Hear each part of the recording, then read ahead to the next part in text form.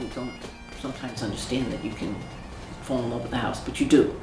I would come home for the holidays and they'd say, oh, come to Ormiston, we're going to be decorating. And so they asked me to come and help, and I would come and help.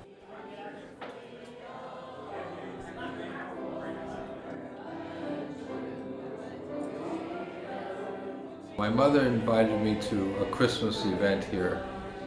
The house was beautiful, it was full of people. It was probably the first Christmas party they had here.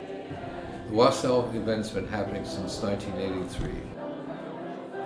The British consulate closed here in Philadelphia, and there were a group of people that didn't want the fact that there's such a heavy British influence in the city just to go by the wayside. So they wanted a place where British organizations could meet.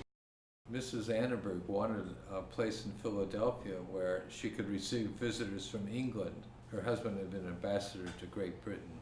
She approached the city and found out that Ormiston was available. Ormiston Mansion is a federal-style home with views of the Schuylkill River. One can imagine that they could look over the hill and down into the city of Philadelphia itself. It has a very good history, it has really great bones, and I'm the president of the Royal Heritage Society of the Delaware Valley, and we maintain this house, Ormiston Mansion.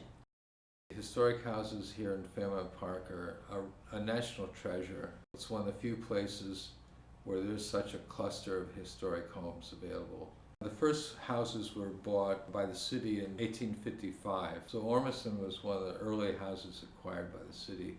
It's a very open house, and people really, really appreciate that. This is a house that's slightly different from a lot of the other historic houses because 90% of the things in this house are reproductions. So if you sit on a couch, nobody's going to say, oh, you can't do that. But it's like any old house, there's always an issue. Right now we're in the process of restoring all the windows. There are 23 windows in this house. Everything that we raise goes into maintaining the house.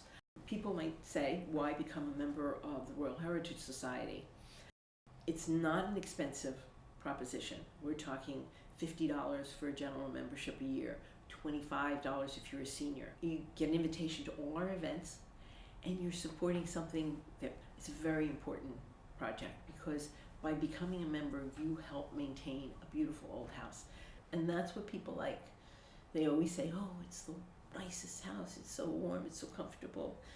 We say, thank you very much, come back.